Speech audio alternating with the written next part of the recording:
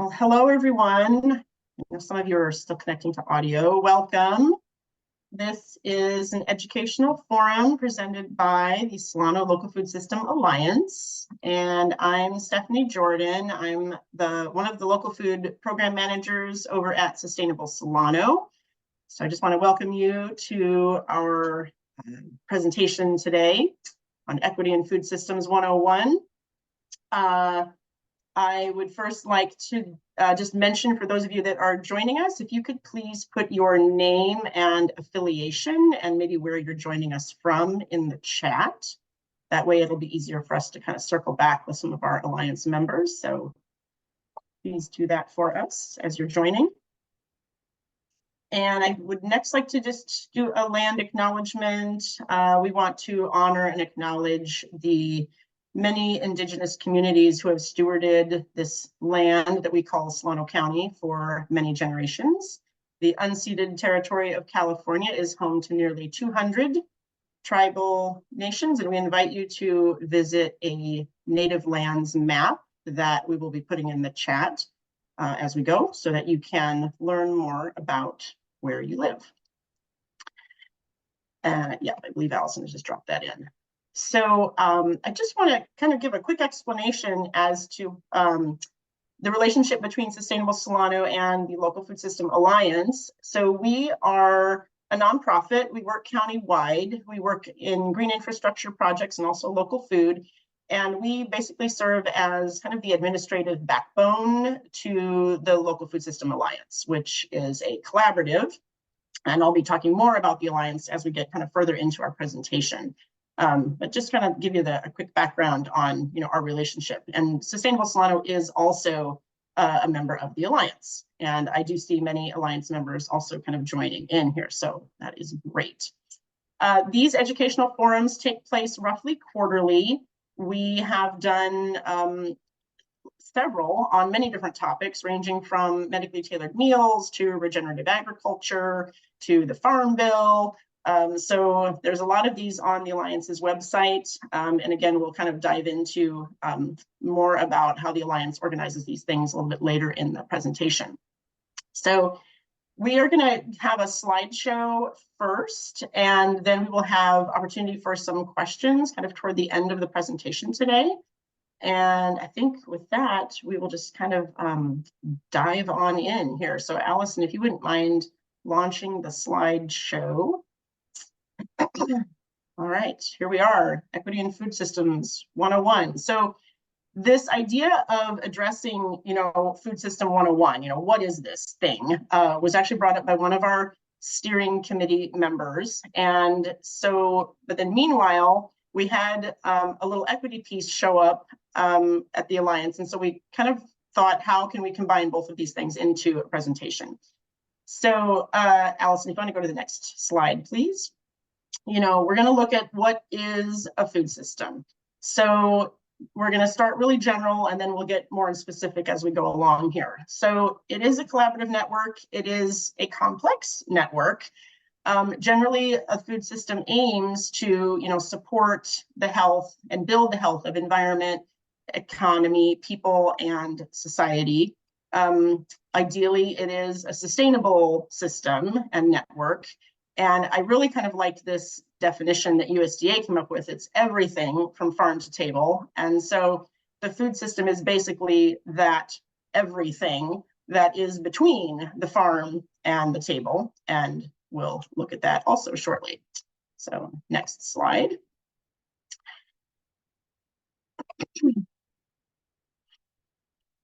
So food systems, exist at many different levels. From global, which, as you can see at the bottom, there's, a food and agriculture organization within the United Nations. Fun fact on how Solano County interacts with global. In 2021, this county exported around 7 different crops to about 41 different countries. So we are an ag county, and, by all of that exporting, we are also a part of a global food system. The system, is recognized by government entities such as USDA, You know, USDA often defines local as within 400 miles. So you kind of have to think about, you know, there's different levels of what local really is. You know, you can see on the right, there's, you know, a little poster here by the state of Maine around what is a food system and why does it matter. So, you know, there's these systems that happen at state levels.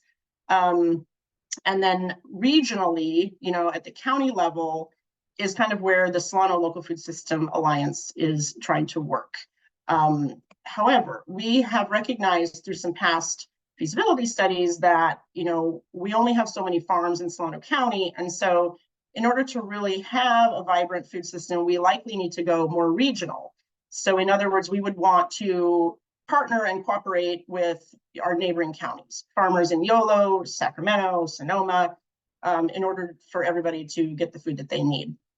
And then also I just wanted to point out that, you know, food, you know, these food system ideas can also exist at a local level. So you'll see that the Los Angeles Food Policy Council is here in the middle, and they, you know, are obviously kind of the size of a small, of a county in and of themselves, but they are operating with their own system as well. So next slide, Allison. So here's just a fun little graphic that starts to look at all of these pieces and parts that are between that farm and the table. This is a graphic from the North Carolina local food system. And you can see it has kind of a circular quality to it. You know, we start with some food production, which is, you know, we might think traditionally growing of food by farms, but I also want to offer up, you know, food production also could include urban agriculture. It could also include, you know, fruit trees in backyards that need gleaning, which could go out to people in need. And then we move to aggregation and distribution. You know, how do we get that food from the farm to the restaurant or the school or the company that makes soup or what have you? The processing, you know, could happen in those commercial kitchens, in that food processing plant, in that school, in that restaurant, et cetera. And then moving down, we have the marketing, you know, how are people going to find out about the food or the product? You know, I was thinking about in terms of like just at a school, I remember speaking to a nutrition, a food director at a school here in Solano County, and she was saying that, oh, she buys all of her produce organic. And I was thinking to myself, well, do the parents know that? Because I think, you know, if maybe some families knew that she was making an effort to really purchase more organic, then they might sign their kids up for the school lunch. So, you know, again, it's kind of that labeling and marketing about what kind of food is being offered out there. You know, how is that local being defined? How is that local food being found at a grocery store or some other retailer? The purchasing is pretty straightforward. You know, it's consumer purchasing like all of us for our own homes. It's also institutional purchasing by hospitals, by jails, prisons, hotel banquet halls, you know, all of that. Preparation and consumption, eating in, cooking in, I should say, eating out. It's all part of it. And then to kind of somewhat complete the loop is this resource and waste recovery piece. And, you know, I'll also kind of mention that this could show up earlier in the circle. So for example, maybe over in that food processing part, there is perhaps a byproduct that is useful for another part of the system.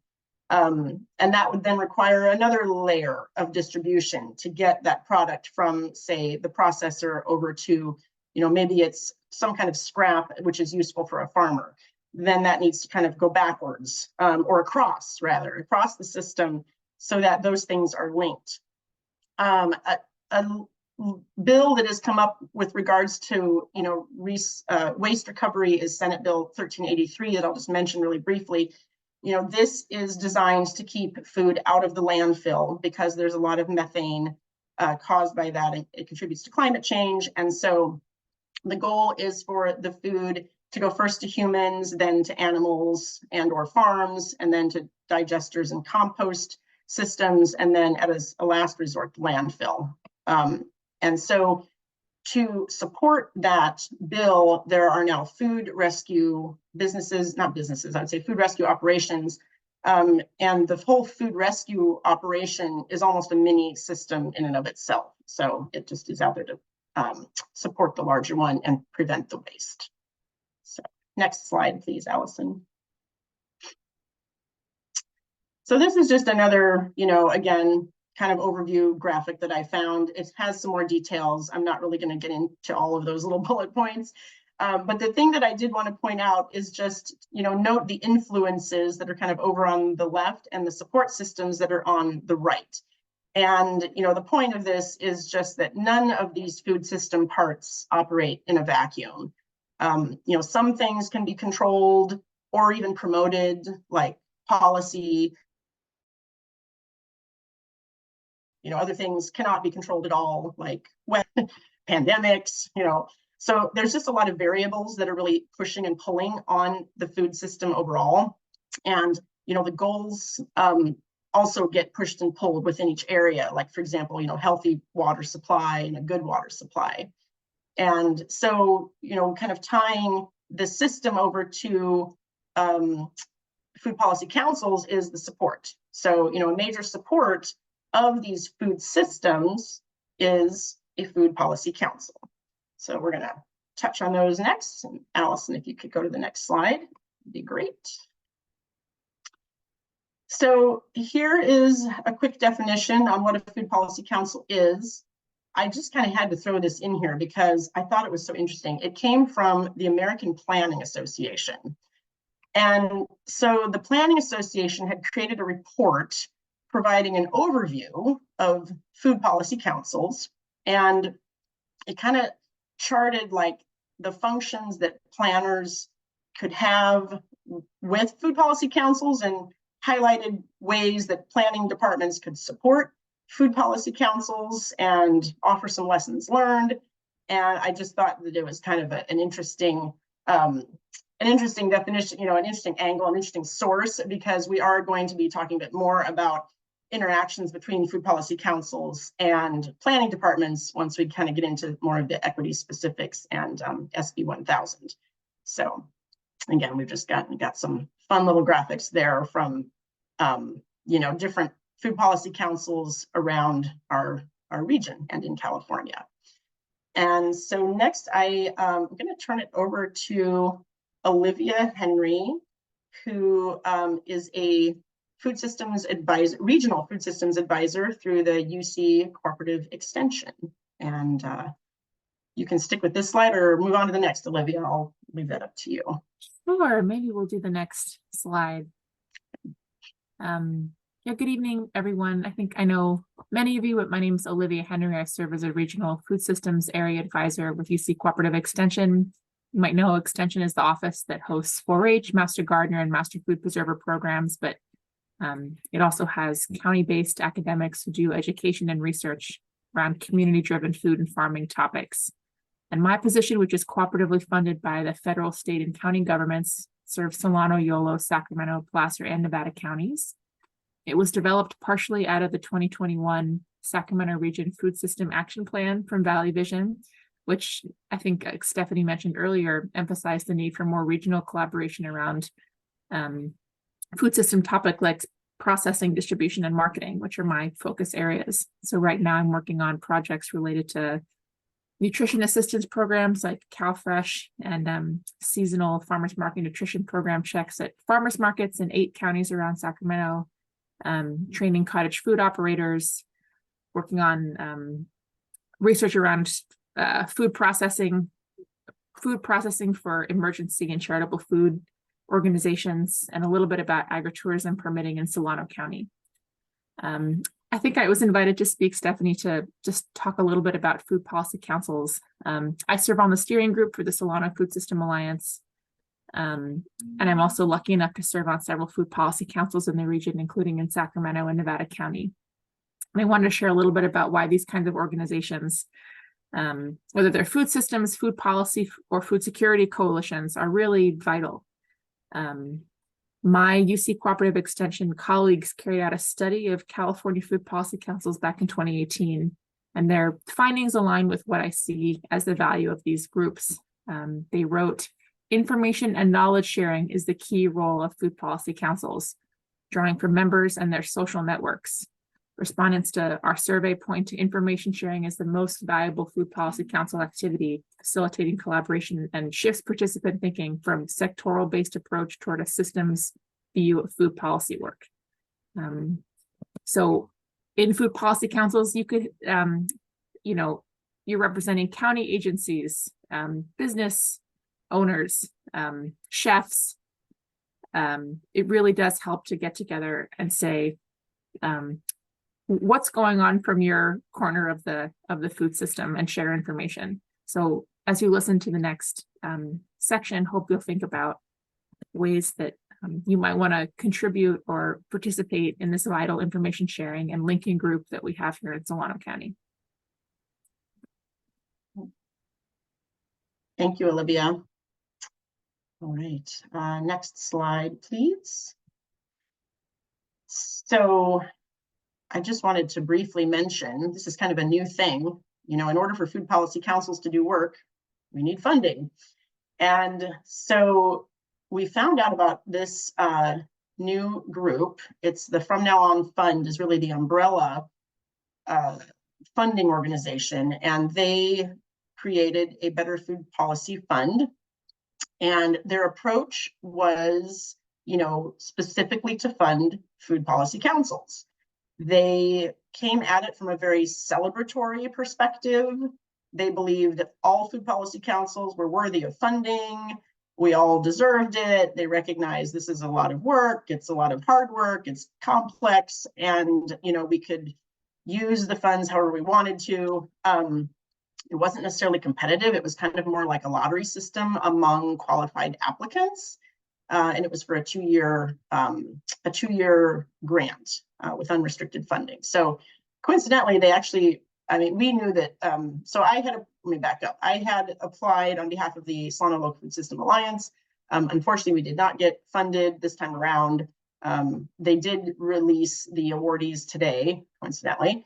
So there are a few in California. And but we are meanwhile very grateful for Department of Public Health, Solano Public Health, who helps to fund the Alliance's work. And I know Robin, you're probably out there somewhere. So thank you to Robin and her team for coordinating funding.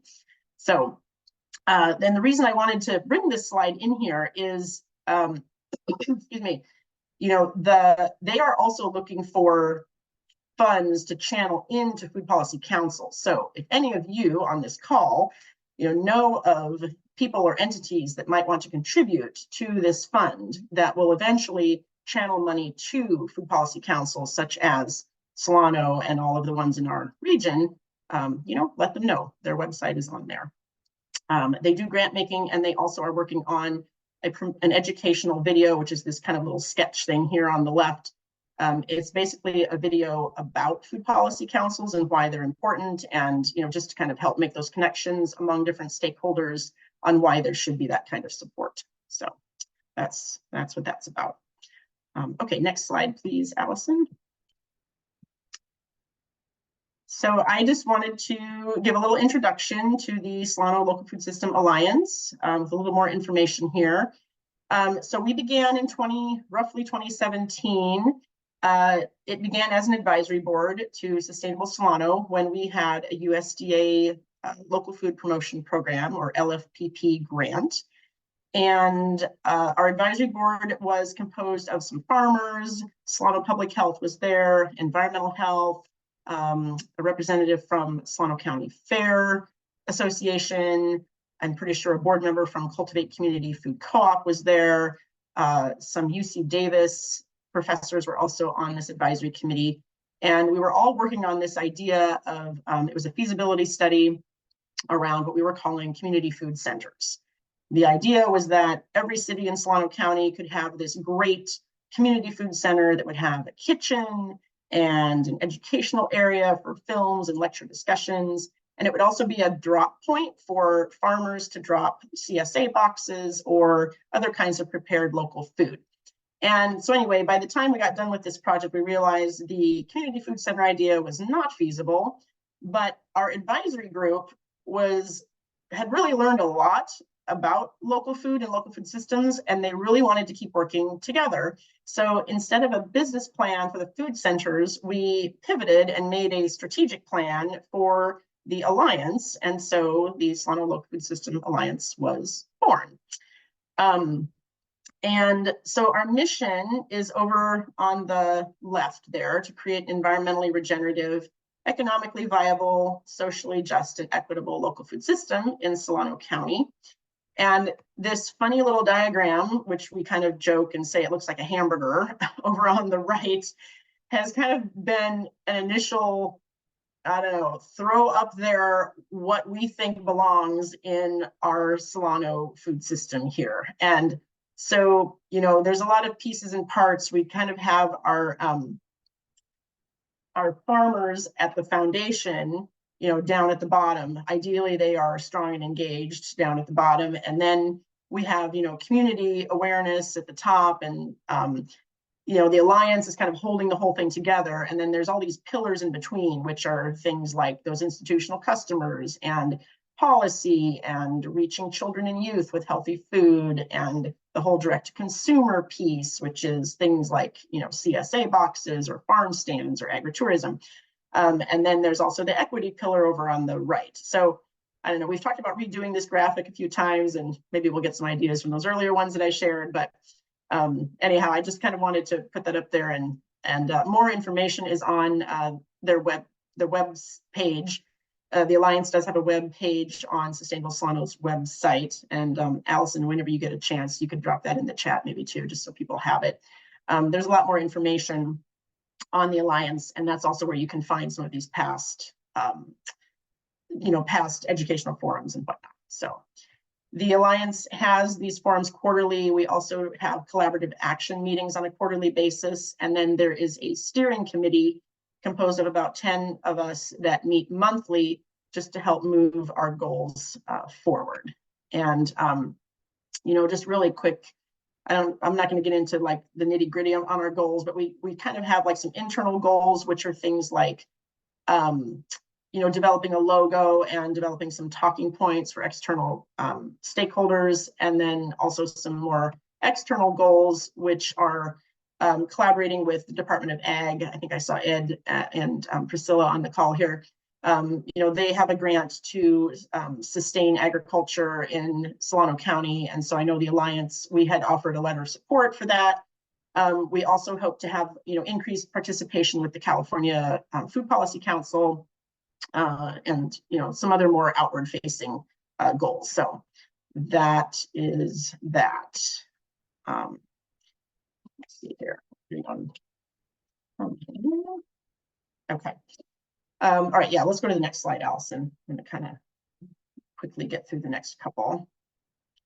All right, so this, you know, I just wanted to throw in a quick mention here of how, you know, the Alliance members, we all work together on, you know, these food system issues, but we also are out there doing our own work in the world. And, you know, there are times when our daily work kind of crisscrosses and we come up with some solution, you know, oriented collaborations.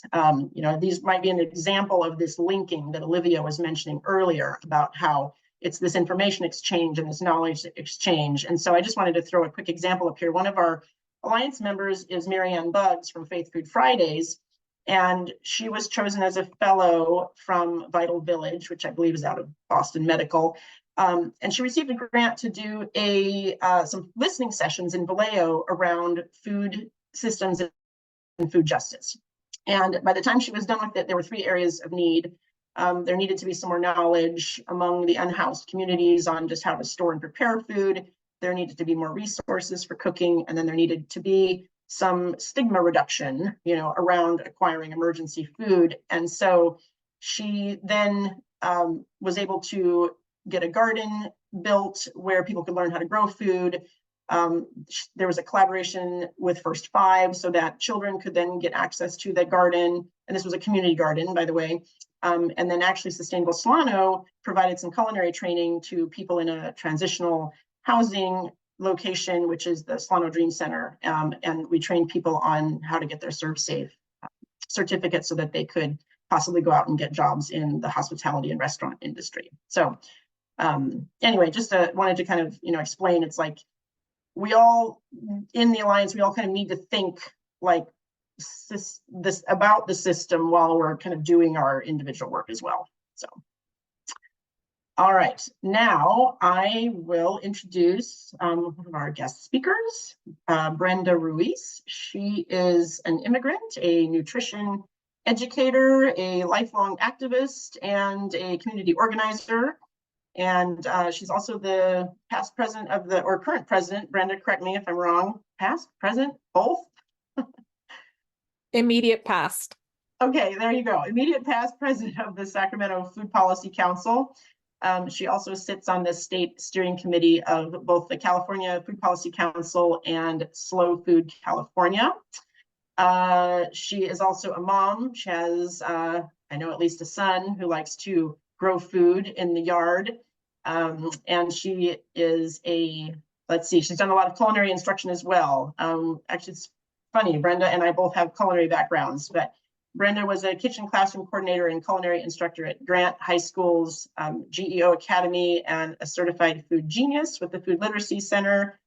She's a graduate of Alice Waters Edible Schoolyard Academy and Farm to School Intensive Training, and head instructor of a summer camp for Junior Chef Central. So over to you, Brenda. She's going to dive in and talk a little bit more about the Sacramento Food Policy Council, so you can hear more about what's happening outside of Solano. Hi, thank you so much for inviting me to share with you and your attendees this evening a little bit about what we've done with the Sacramento Food Policy Council. And specifically, I think we're going to talk a little bit more about SB 1000 and how we were able to implement that. These types of forums are really important, as Olivia noted in her remarks, that the information and knowledge sharing is the strength of food policy councils. And the more forums we have like this to share across regions with each other, our learnings and our findings and our goals and our dreams, really, our vision for what we want to see in our communities in food and farming and agriculture is really important. So thank you very much. The Food Policy Council, we propel collective action. That's kind of our tagline. And our main bailiwick is to convene stakeholders to have conversations to advance equitable food policy. And I'll share a little bit about how we got started. Next slide, please. So we arose out of the Sacramento Regional Food System Collaborative.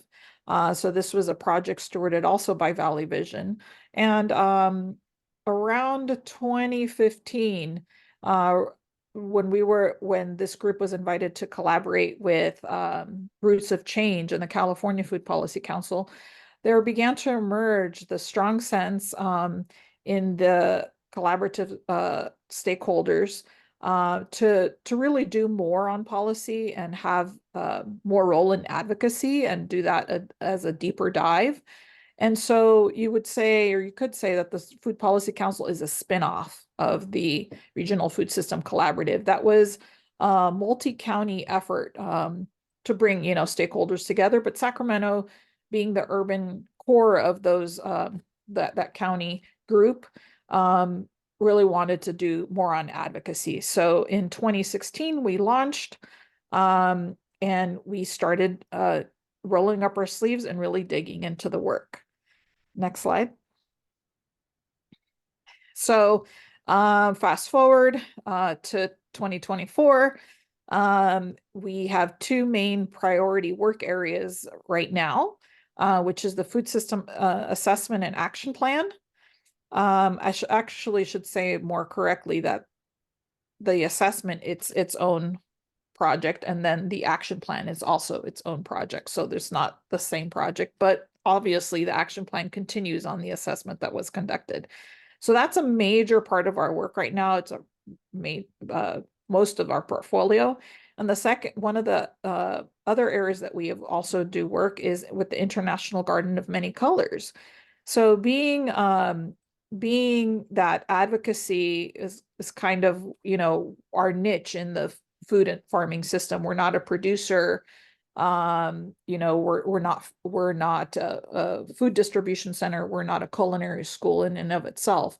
So our main piece is policy. But the International Garden of Many Colors was a community garden, almost 3 acres, and it was on city land. And it really needed someone to come in and hold a contract with the city to keep it running. So that's still our one of our core programs, and we've been doing that since 2019. The garden was actually going to be turned into an orchard, but that means the community gardeners would have lost their plots. These are more than we just finished registering families. We have more than 50 families on 65 plots growing food for subsistence farming for their own tables. So it was really important for us to it's really cool to extend our policy work into an actual program. This is probably what you could say one of our only programs or implementation projects. And so that's the bulk of our work right now. And in the past, we've also had been conveners and co-hosting with the California Food Policy Council, meetings in Sacramento for all of the food policy councils to come once a year throughout the state together, and as well as convening school food stakeholders with SACs and collaborations with SAC State.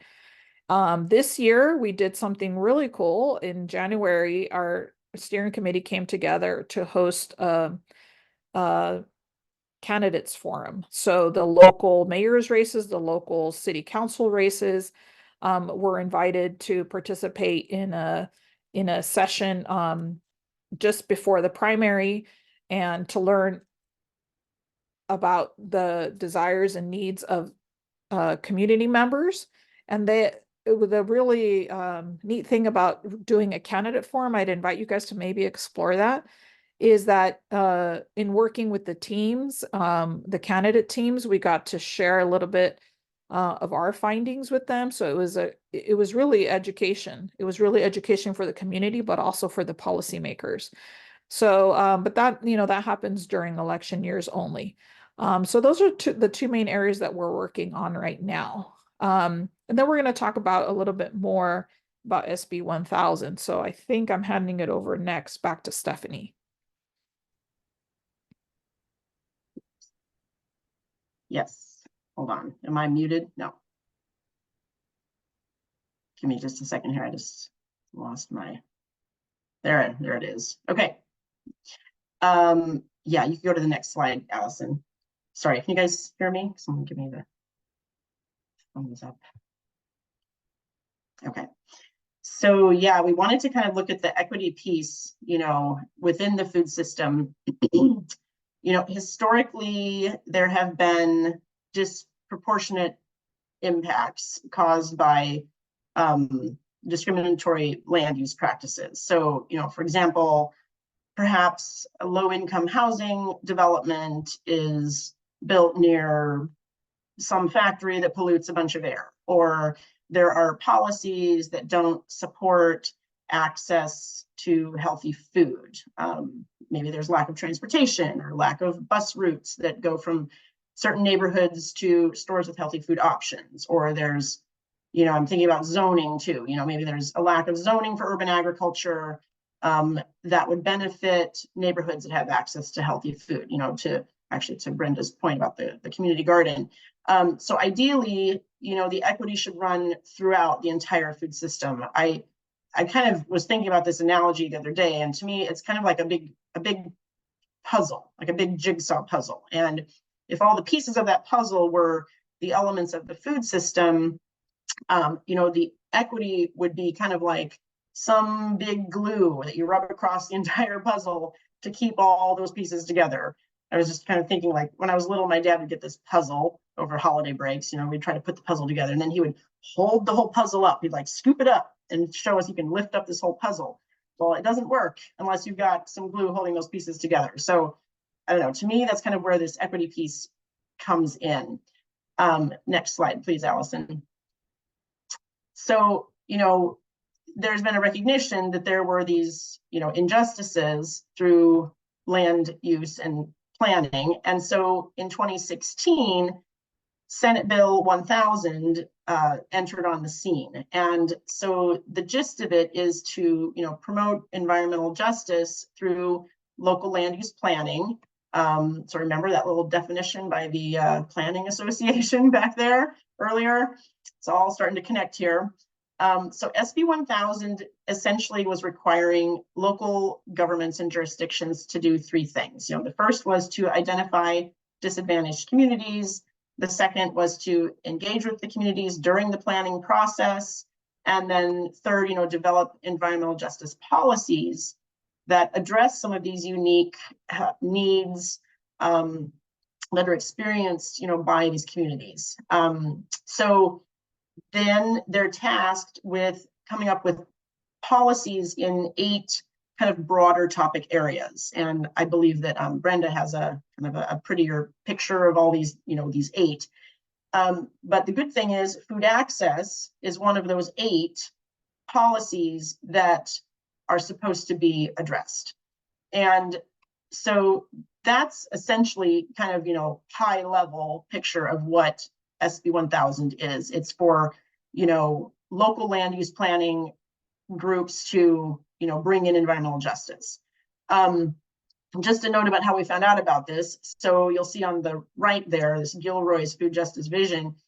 We got a newsletter from Berkeley Food Institute, who had been looking at how different jurisdictions had been implementing SB 1000. And, were they really incorporating environmental justice elements? Were they engaging the community?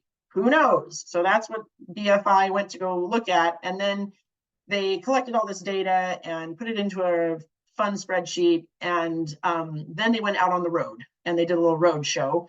And so they sent a newsletter just talking about their road show. And so, Gilroy was one of their stops. I want to say they had a stop in Sacramento as well. So anyhow, they were then going back to those communities and basically kind of, showing, well, here's how your community did. Here's how other communities managed it.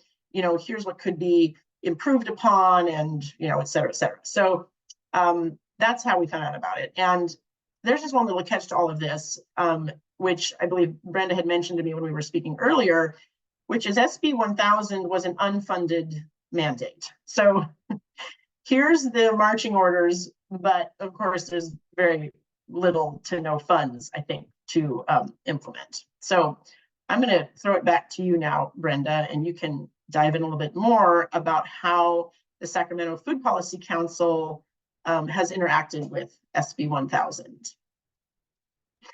And we'll go to probably the next slide. Yeah, thank you, Allison. Sure, thank you so much, Stephanie. So, so the environmental justice element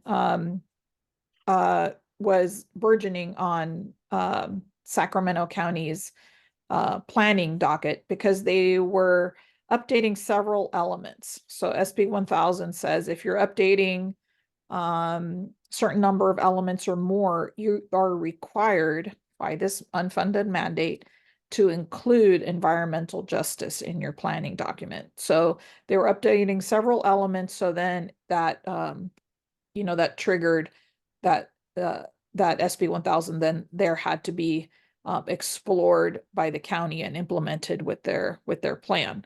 So Sacramento County, I think it was either second or third in the state to implement environmental justice into their plan. And again, these are the 8 kind of areas that the legislation requires jurisdictions to address: the reduction of pollution, the promotion of public facilities, safe and sanitary homes, physical activity, promoting civic engagement, say that 10 times really fast, prioritize investments and programs that prioritize disadvantaged communities, and crime prevention. These are all required, but for the first time ever, food access was a requirement. So of course, we're like, okay, how can we be involved? How can we be a part of this? Next slide, please. So this was the plan that was drafted for how to go about this. So after the legislation was passed in 2016, in 2017, the environmental justice communities were identified. So using CalEnviroScreen, jurisdictions have to identify which parts of their county have the most environmental injustice, the places that they need to concentrate and kind of grab their baseline data from those eight kind of points that you saw in the previous slide. So there's a process where those communities need to be identified, basically mapping, right? Then there's also what we did in Sacramento was to form, the county did, was to form the Environmental Justice Advisory Committee. So now you're going from a place where planning departments who are designers and architects and public policy folk now have to venture into some areas that are probably more public health related, or in work areas kind of outside of where planning departments usually have a lot of expertise. So it makes a lot of sense that jurisdictions would have some kind of advisory committee to help them, come up with environmental justice policies that make sense for their time and place.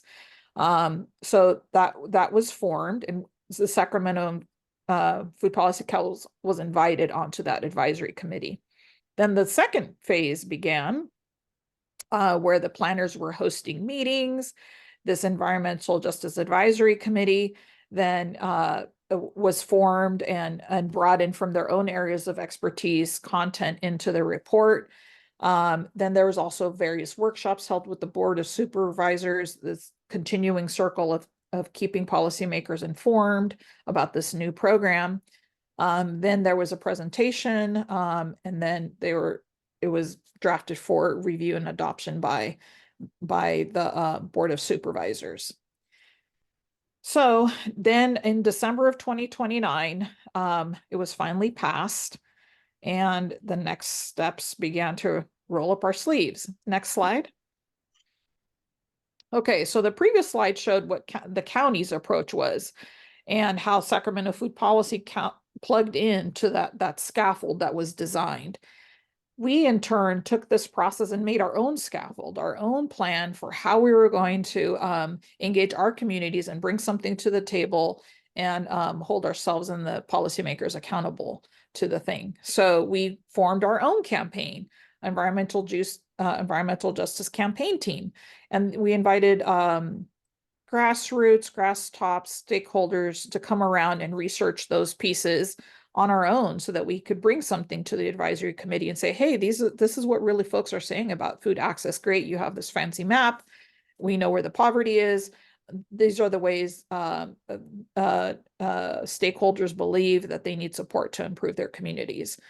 So we had this 3-year plan in which to inform the process. So our take was, okay, be involved in whatever the county's doing, and then also design our own process to inform that one. Next slide. So then these are some things that we did. We held face-to-face meetings. We attended public testimony opportunities. We wrote and distributed and circulated for cosign, different comment letters. And then after it was adopted, we mobilized our stakeholders to then be involved in the process. Two additional things that SB 1000 requires is after adoption, jurisdictions have to have a report card and have to have an annual stakeholder meeting. So it's that continuous loop of accountability that's pretty core to environmental justice, as well as the policies coming from and being informed by lived experience. So planning departments don't know what that lived experience is without this annual meeting.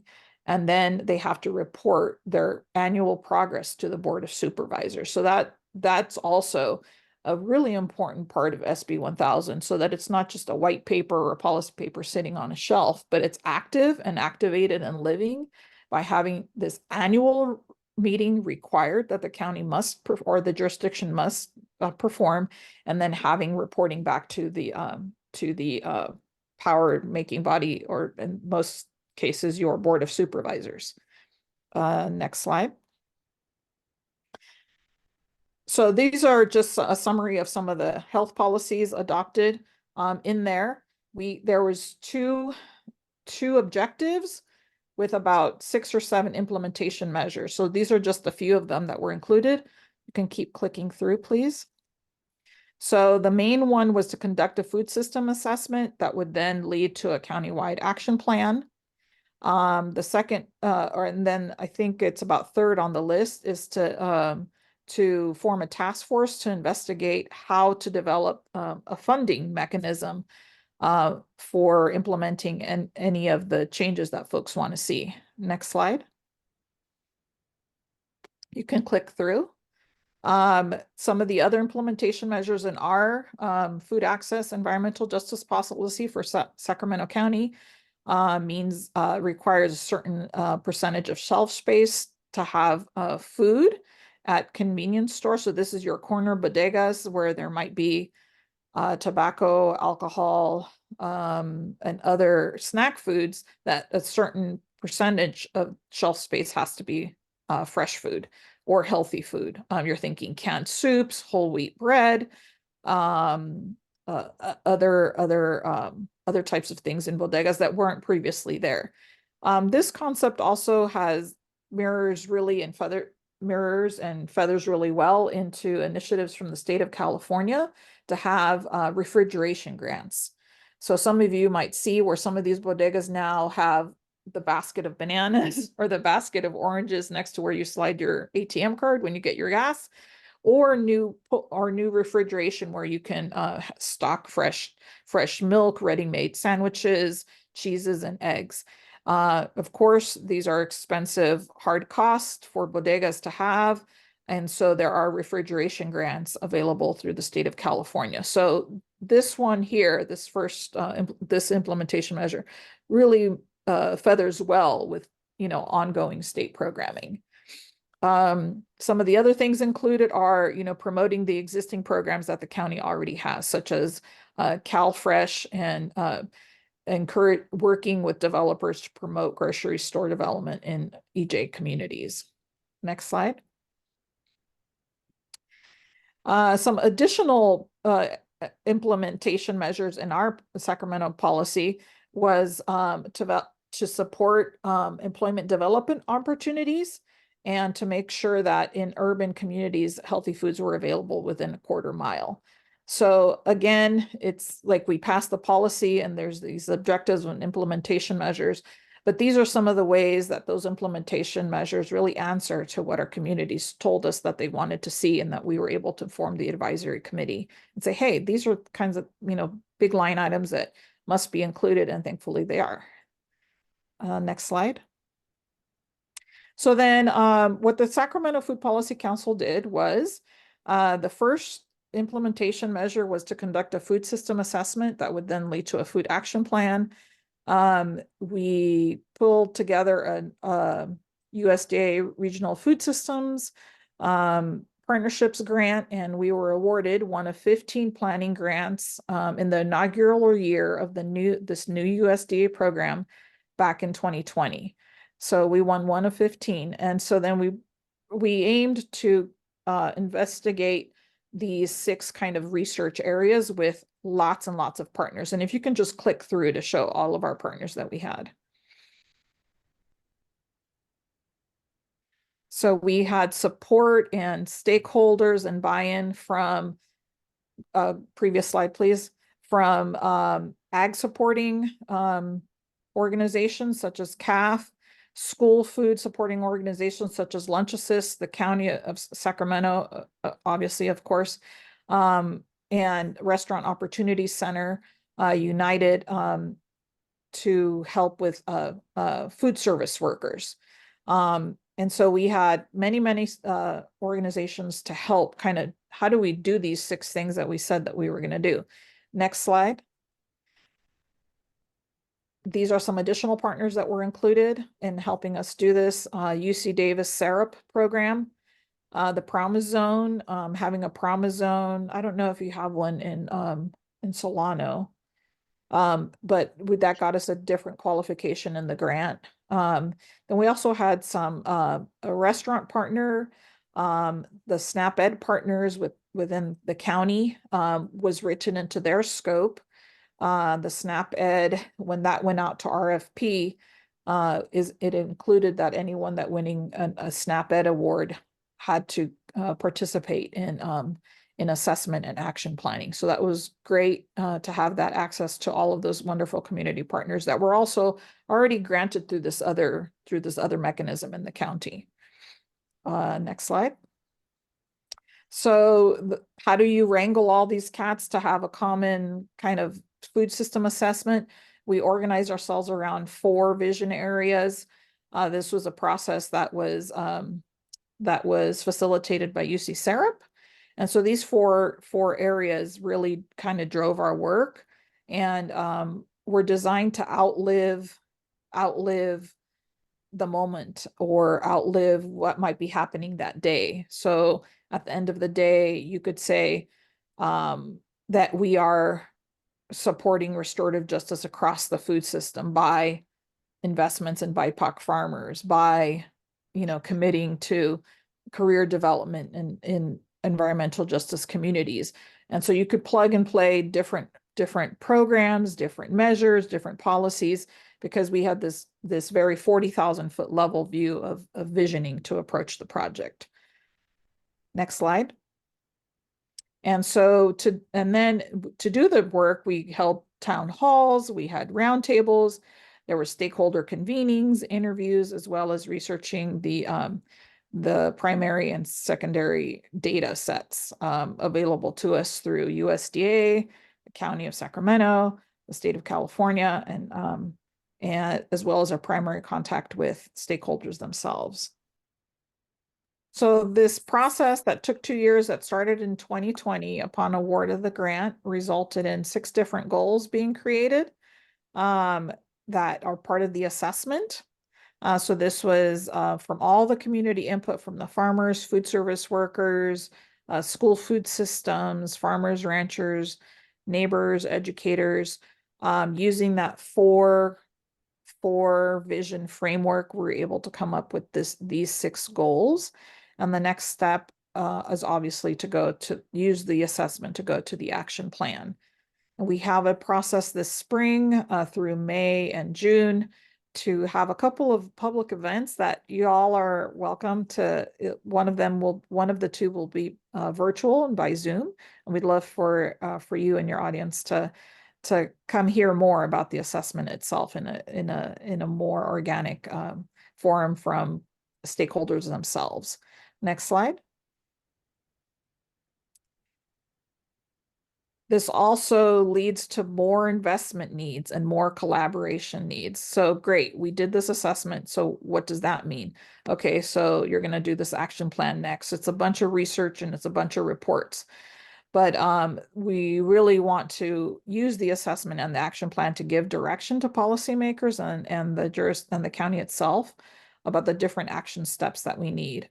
We need to use the assessment to capitalize on joint and continuing research and to develop continuous peer stakeholder convenings and collaboration, to coordinate regional strategies and to activate equitable economic development.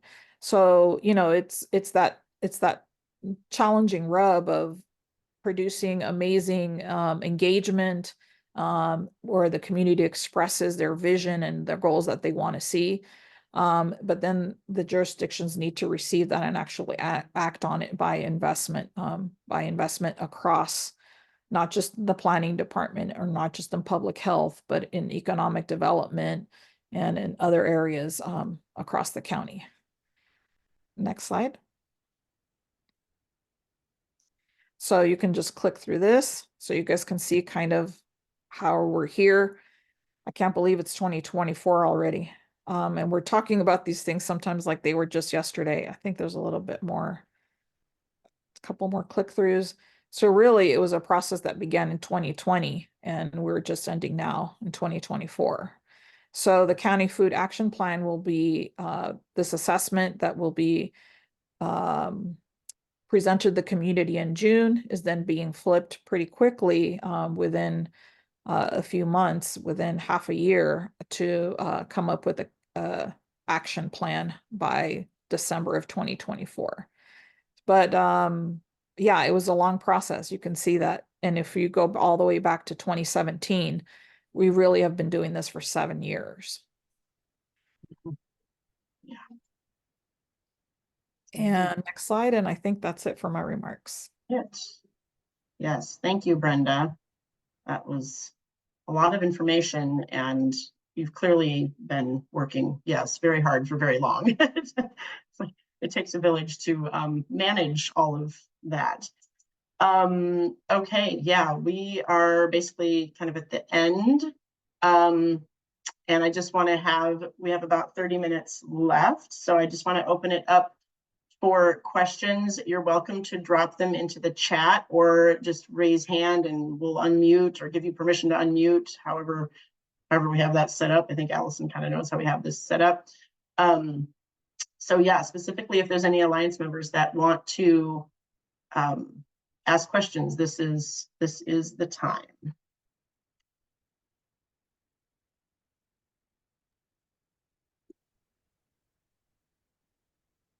There's anything in the chat here. I have my hand up and I'm unmuted. Yeah, go Elena. Thanks. Brenda, thank you so much. It's very impressive the work you're doing and very focused, right? Really kudos. You know, we applied for the same grant and we didn't get it, the inaugural in 2020 for the regional food system. Couple technical questions. You know, I went to your website as I was listening to you, and you have steering committee. Are you still operating as all volunteer, or are you funded with this? Still all volunteer? We're still mostly volunteer. We're thankfully besides the USDA grant, which just funded that report itself, the food system assessment, our funder has been the California Endowment from day one. I think their first grant to us was $25,000. We stretched that out over 3 years, I think. And it was just, operating, and it was all, ganas, from everyone rolling up their sleeves and really contributing to the work. And it was really cool because, here we spun off of an amazing grassroots organization that had staffing and resources. And we're like, no, we kind of want to do our own policy thing. Oh, we don't have money. We don't have staff. We don't have what, but the common values and the common interest to really move the needle forward is what's kept us going. And yeah, we've got a little bit more funding from the California Endowment, but we still need to seek more funding. And we had an amazing employee, our first employee ever that we were hoping to have long term, but it just wasn't enough salary, and so we support their decision, to pursue other passions and to be made more whole. And so, I think we just learned that to the other speakers this evening and Stephanie's comments on, the Better Food Policy Fund and the way the regional collaborations are really important because of this, because food policy counselors are so underfunded. Sometimes we have to scrap across county lines, a lot of us don't have staff, don't have really big funding. So that sense of collaboration, of networking, of resource and knowledge sharing is no small thing. It's this is our community. You guys, this forum here, it's like, oh my gosh, we have something to share and people want to hear our story. This is so cool because we usually have our blinders and just going forward and doing our work. It's like, okay, yeah, we can toot our horn. We can tell Solano what we're doing. So yeah, I think a counter to low and insufficient funding is really these networks and opportunities to share are just as valuable. Although I'll take a big fat check. but these collaborations are just as valuable as you know, big funding streams, because we learn so much from each other and different ways of how to do things. The California Food Policy Council, the California Food and Farming Network, you know, all of these are opportunities for Solano and for Sustainable Solano and your food work, you know, to collab and at least hear from and learn from mistakes we've made, mistake others have made, the successes that we've had, and how you can copy and mirror those. That won't cost you anything. You know, it's not expensive to share knowledge across networks, right? So the storytelling, the sharing is just as invaluable as funding. But yes, we are completely without staff. What is your secret? Oh, sorry, Robin, go ahead. I'll ask my second question later. Robin is there. Hi, Brenda. Thank you so much for the great presentation. I hope I didn't miss this. I might have missed this, so I apologize if you mentioned it and I just zoned.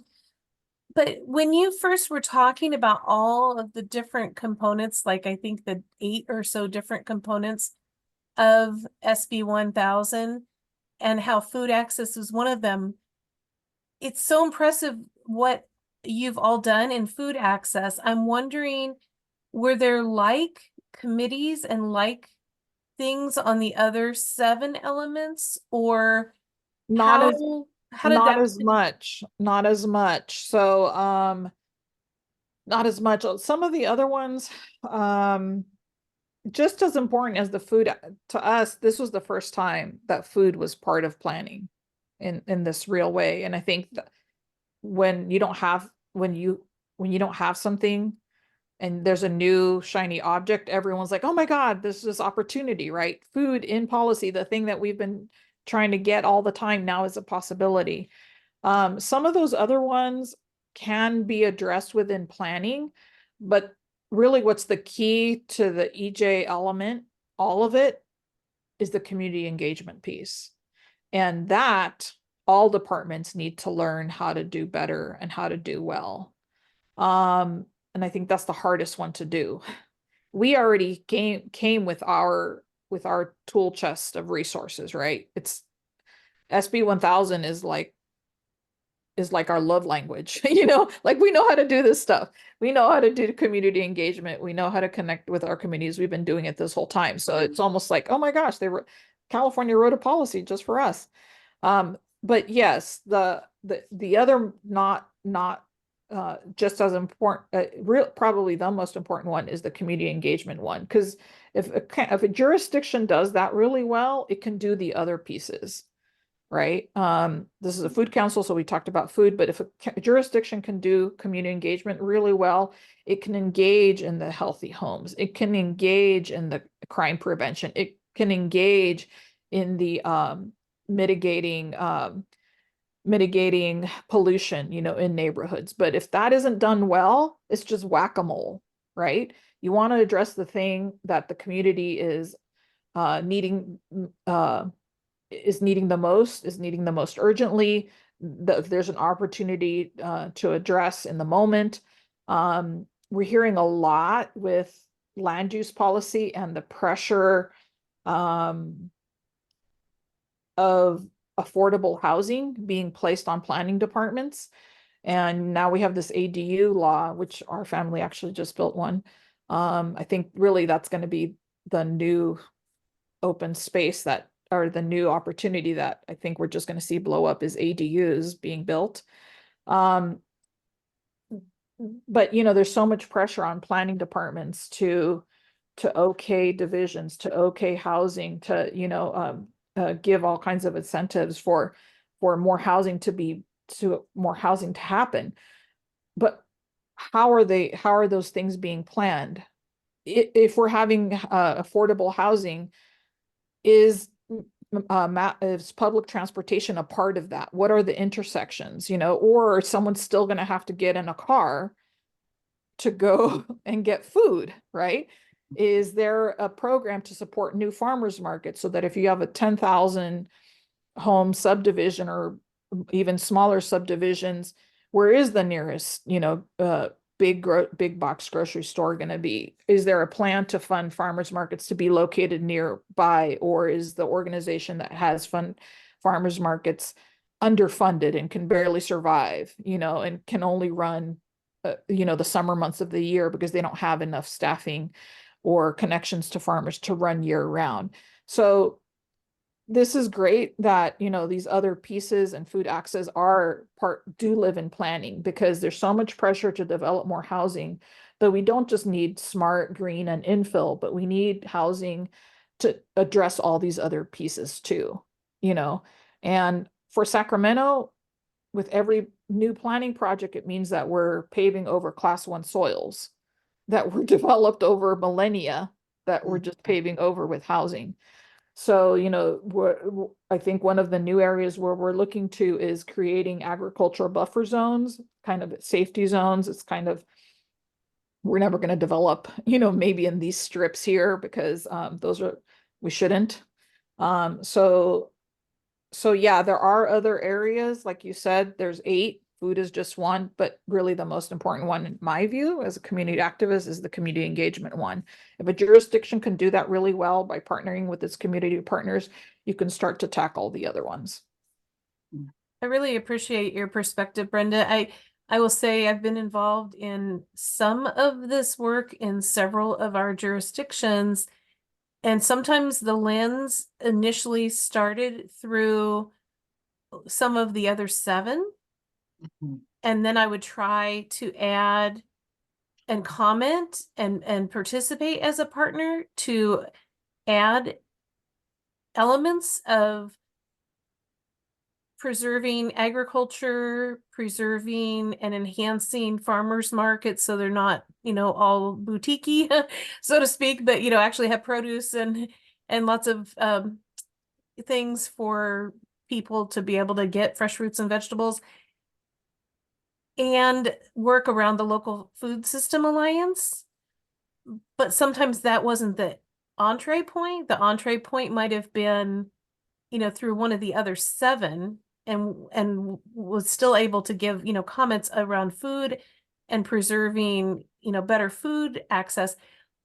But then your presentation gives a deeper perspective in terms of your group's ability to go really, really deep into food access.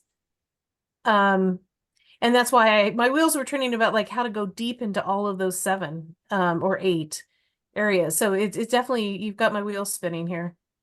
So thank you. Yeah, I wish I was more versed on what the other 7 are doing. I kind of know, I kind of follow it. A big thing happening right now with the air pollution is, monitoring. How can we mitigate if we don't have monitoring? So there's lots of CARB grants and different opportunities to have new monitors placed all over the place. So at least you have somewhere to start. Not surprisingly, but once you start looking, then you're like, oh shoot, what's behind the curtain?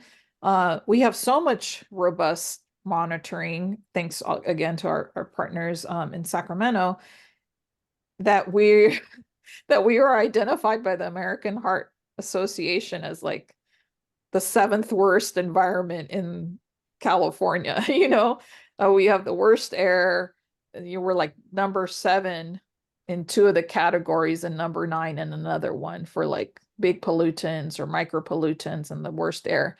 And there's probably a lot of places that would also be on that list, except they're not monitoring. We have, lots of freeways coming through Solano, you guys. Yeah. So I think the more monitoring you do, the more you find out how bad the environment really is. So that report just came out last week, and, communities, we know where the asthma is, we know where the kids, it's not just seasonal allergies, this is real environmental harm. But now we have a monitoring, and now we have, more opportunity to make change in our communities. Well, and just a quick note on that. I mean, I think through Sustainable Solano and the Solano Land Trust, we've done work too with Dr. Spada out of UC Davis in terms of air quality, and through the connections with this group and others. And I would have to say, you know, Central Valley, just looking at asthma statistics, you know, statewide, the Central Valley and some of the areas around Modesto and Fresno have some really poor air quality. So but again, I don't know how much monitoring they are doing in some of those areas. So, interesting. Okay. Thank you. Lena, you had a second question, I think. If you want to come Yeah, back. unless there are no more takers. Yeah, fascinating, Brenda. I really appreciate your comment about community engagement, because you could have all brilliant policies, but like if they don't land, right? And the more difficult the segments, there are some segments of population that is almost impossible to reach, especially if you're sitting in a government office, right? So like those pathways, but we found that like in our count, the elected officials don't always understand that. They still think that their offices could reach out. But the work you've done, like what is your secret of working with elected? So I mean, I think I showed there was two slides. One was like in blue, green, and the next one was like in orange. So there was the county's kind of roadmap for how they were gonna do SB 1000. We took that and we said we need to have our own roadmap on their timeline so that we can deliver to this Environmental Justice Advisory Committee. And they were okay with that, really right? saying. So you were an active member of that advisory committee, so they saw that need, right? Yeah, So we were at the invited. table. So yeah, Yeah. on the Environmental Justice Active Committee, there was people from crime, air, built environment, all those other ones. And then I think there was a couple of us in that space that were food. Beth Smoker, who is now the policy director for CFFN, she was actually the contractor. Before she was at CFFN, she was a contractor with us. And so thanks to her and all of our community partners, you know, we really dug deep. And so so we ran a campaign. We said, what's our campaign going to be? So we applied the metrics of a campaign where you identify audience, resources, goals, where are the pressure points, where are the opportunities, you know, you do your plus delta, your power map, right? So we applied a campaign lens to it. And the campaign is what we brought to the advisory committee. So in the campaign, we had the food bank, nutrition educators, community activists, gardeners, urban farmers, you know, water access people, language justice, you know, a lot of food access people, right? So I think all the food banks were involved. And then some county, some other folks from the county, from their other departments, from public health, or from WIC programs, or, you know, so our campaign was our power. So those folks were already funded, right? We didn't have to pay for that. All we had to have was the ganas and make the space and have the magic sauce to bring people around a table, to almost put into one place things that they were already doing. The food bank was already collecting data on its needs and gaps. The WIC people were already saying what their challenges were. The nutrition education people were already had modules for what worked. The retailers, the folks that were working with bodegas already knew what the opportunities were. So it was just creating the space and so we used basically because we're a food policy council and our bailiwick is advocacy, we just used the campaign, and that's what we fed into the advisory committee. And so I think that's why the food was so powerful. The food, you know, our food work has been so powerful because we brought it from the streets, straight from the streets on the campaign model, overlay into the advisory committee. You mentioned that you really focus on advocacy and policy work, and you kind of said, well, you know, production is not and yet, do you work with farmers at any angle? Not directly. We work with our urban gardeners, the urban gardeners. Yeah, your But there was through this effort, there was also an urban ag coalition. So there was another, how do I not know that? It should be tattooed in my brain. There was another initiative where if there was vacant land, the landowner could get a tax rebate if it was went into agreement for 5 years to grow food.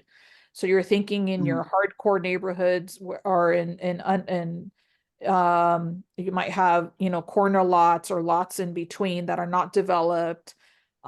If the landowner would get a tax break to put that into ag production, that was called the Sacramento Urban Ag Coalition. And we were able to get 2 policies out of that, one in the one at the county level and one at the city level.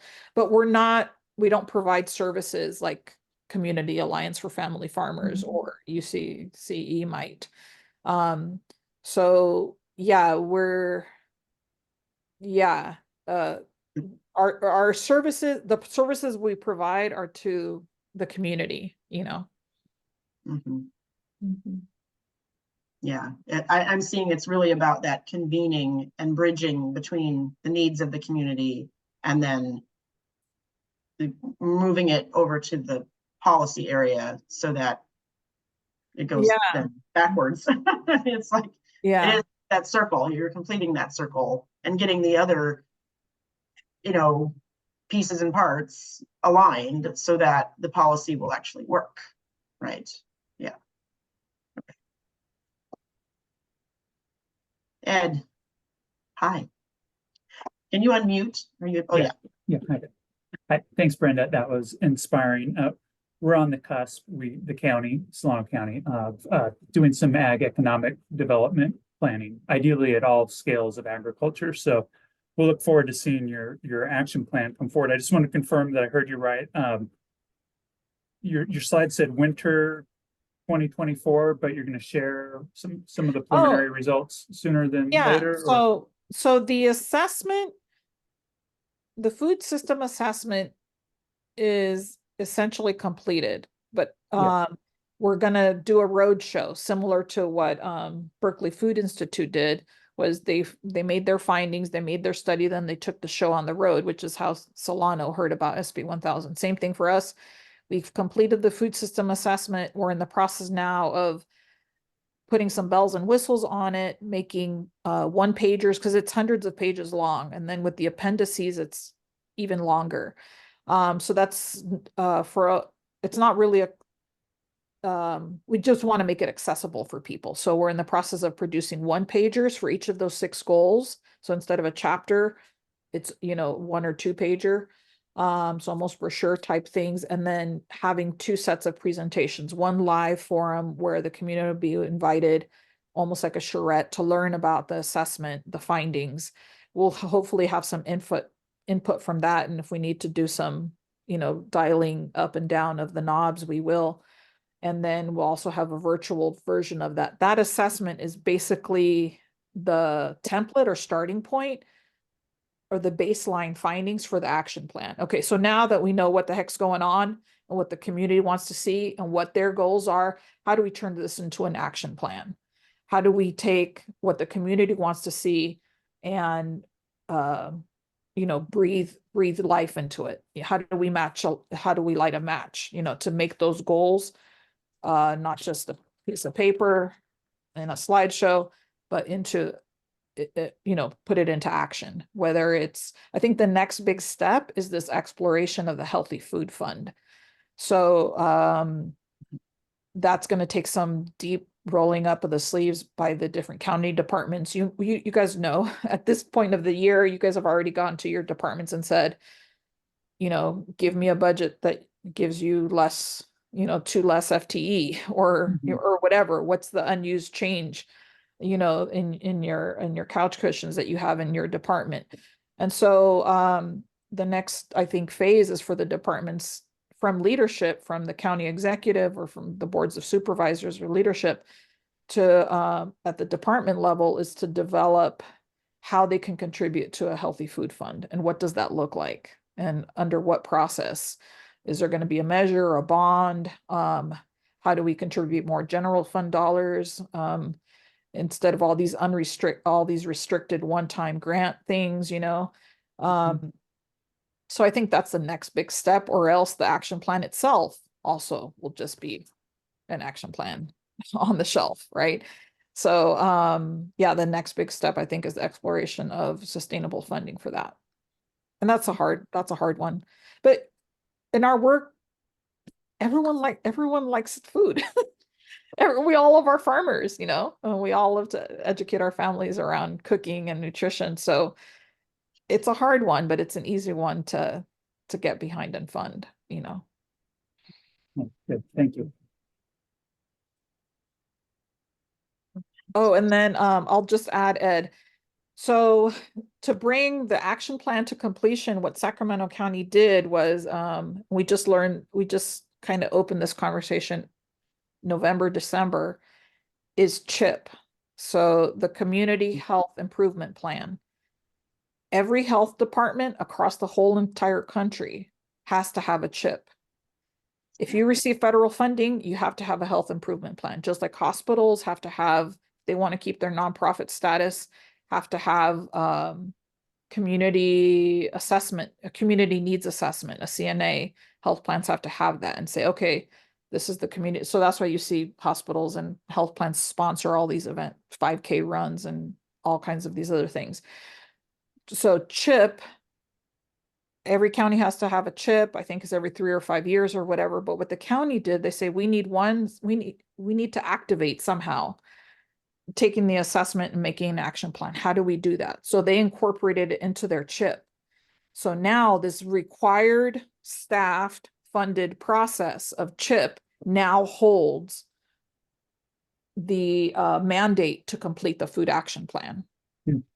So we're really grateful that the county has been real willing to be innovative and find solutions and make lemonade out of lemons, you know, sometimes like, we don't have staff, we don't have people.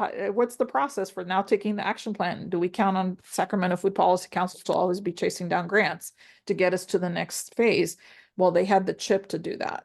So when they engaged us in conversations and said, what do you think? We're like, yeah, do it. That's awesome, you know? So we're excited that the action plan won't be this 4-year process, you know, from the grassroots, from the streets to the books, but with the CHIP kind of chassis will be brought to completion at the end of this year. We'll see. That's the plan.